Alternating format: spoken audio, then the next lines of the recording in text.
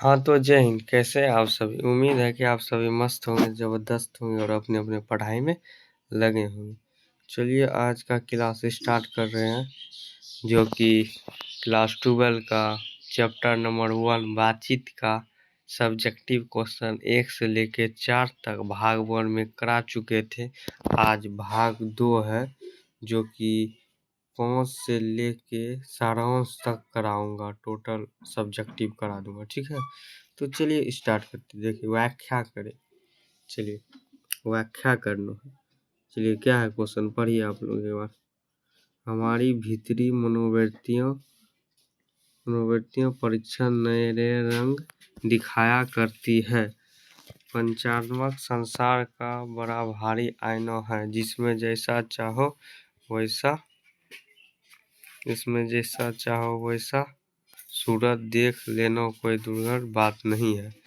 तो चलिए इसका आंसर क्या होगा।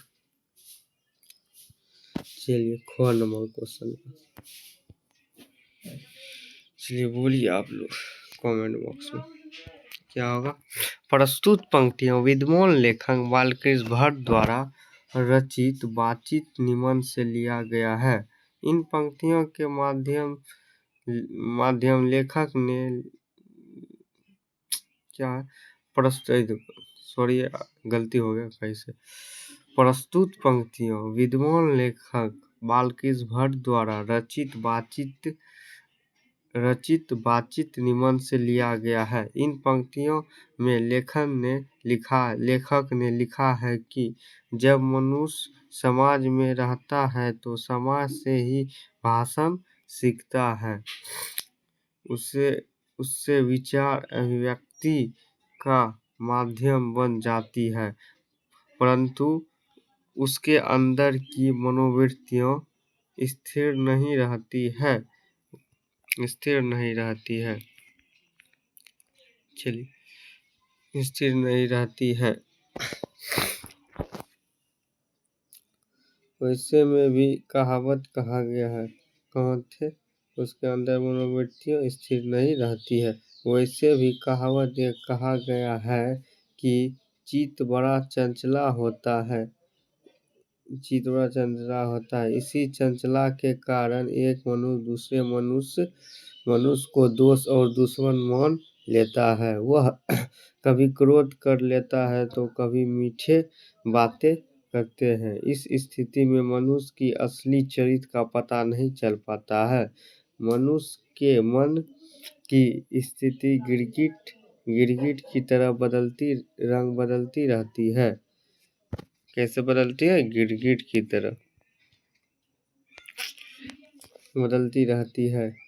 इस स्थिति के कारण लेखक इन मन को पंचों को जड़ मानते हैं। वह कहते हैं कि छल कपट झूठ फरियाद सब होता है। इसका सबसे बड़ा कारण मनुष्य की चंचला होता है। अतः हमें अपने मन पर नियंत्रण करना चाहिए। तो क नंबर का कंप्लीट हो गया। अब एक और खो है, तो चलिए ख नंबर की ओर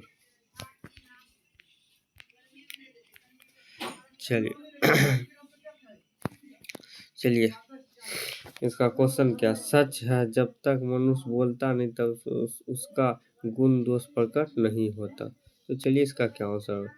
हर एक, जैसे आप लोग को पूछेगा व्याख्या करने के लिए, शुरू में इतना वो लाइन सभी में लिखना, उसके बाद अपने मन से लिखना। शुरू में इतना प्रस्तुत पंक्तियां बालकृष्ण भट्ट द्वारा रचित बातचीत से लिया गया है, जो भी दूसरा भी दे तो इतना वो लिखना है। ठीक है, उसके बाद यहाँ पे आगे लिखना, तब एग्जामिनर को लगता है कि ये बच्चा लिखने का इसका क्वालिटी है, तो नंबर मिलेगा आप लोग को फुल मार्क्स बोर्ड एग्जाम। ठीक है, तो चलिए क्या होगा। प्रस्तुत पंक्तियों विद्वान लेखक बालकृष्ण भट्ट द्वारा रचित बातचीत से लिया गया है। निबंध के माध्यम से यह बताना चाहता है कि एक ऐसा विशेष तरीका है जिसके कारण मनुष्य आपस में प्रेम से बात कर उसका आनंद उठाते हैं। परंतु मनुष्य जब वाचाल ये क्या हो, परंतु मनुष्य जब वाचाल हो जाता है अथवा बातचीत के दौरान अपने आप पर काबू नहीं रख पाता है तो वह दोष है, परंतु जब वही संदिग्ध से सलीकों से बातचीत करता है तो वह गुण है। मनुष्य के चुप रहने का कारण चरित्र का कुछ नहीं है चलता है, परंतु वह जैसे ही कुछ बोलता है उसके वाणी के माध्यम से उसके गुण का प्रकट होने लगता है। तो इसका क्या हुआ, यही होगा। ये 5 नंबर में ये पूछता है, ठीक है। 5 नंबर बोर्ड एग्जाम में, तो ध्यान पर अब लिखिएगा। पहला चैप्टर से अधिकतर एक क्वेश्चन रहता है, ठीक है। चलिए अब सारांश की ओर चलिए। दोनों व्याख्या करने वाला कंप्लीट हुआ, आप सारांश बता देते हैं। सारांश भी लिखने के लिए जब बोलेगा तो किस तरह लिखिएगा, देखिए। इसमें उसी तरह प्रस्तुत निबंध बातचीत के लेखन महान पत्रकार वाल्कीस भट्ट है। वाल्कीस भट्ट बातचीत निबंध के माध्यम से मनुष्य की ईश्वर द्वारा दी गई अनमोल वाक शक्ति का सही इस्तेमाल करने को बताते हैं। महान लेखन बताते हैं कि यदि मनुष्य में वाक शक्ति नहीं होती तो हम नहीं जानते कि इस गूंगी सृष्टि का क्या हाल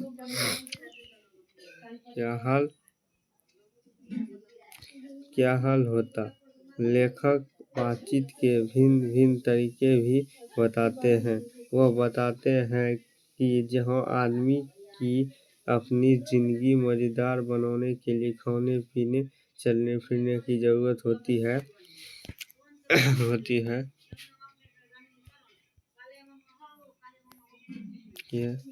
की जरूरत होती है, उसी प्रकार बातचीत के भी अत्यंत आवश्यकता। हमारे में जो कुछ गंदा या धुआं जमा रहता है बातचीत से, मतलब अपने अंदर जो मतलब वो गंदा धुआं जमा रहता है बातचीत के माध्यम से, मतलब कोई भी चीज़ हो गया, किसी को कुछ बताना है वो छुपा के रख रहे हैं, जब बोलते हैं तो मन हल्का होता है।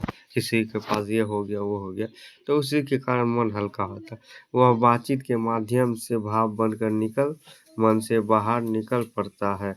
इससे हमारा चित्त हल्का और स्वच्छ हो जाता है। हमारे जीवन में बातचीत का एक खास तरह का मजा होता है। यही नहीं, भट्ट जी ये भी बताते हैं कि जब मनुष्य बोलता है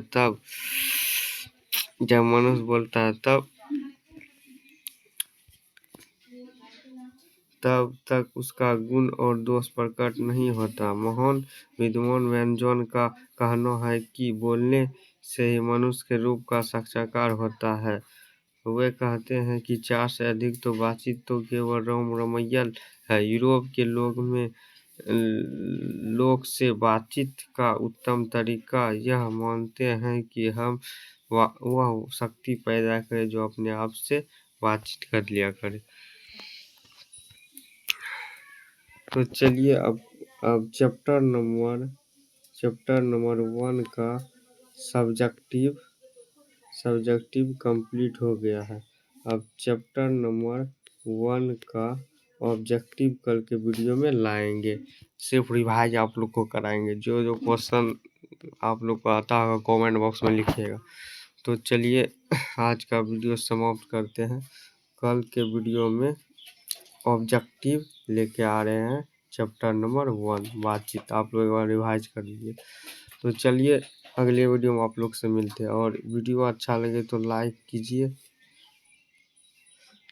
कीजिए और कमेंट कीजिए और शेयर कीजिए अपने दोस्त के पास। और वीडियो अच्छा लगे तो चैनल सब्सक्राइब भी कीजिए। तो चलिए कल के वीडियो में मिलते हैं। ज्ञान ऑनलाइन क्लासेस।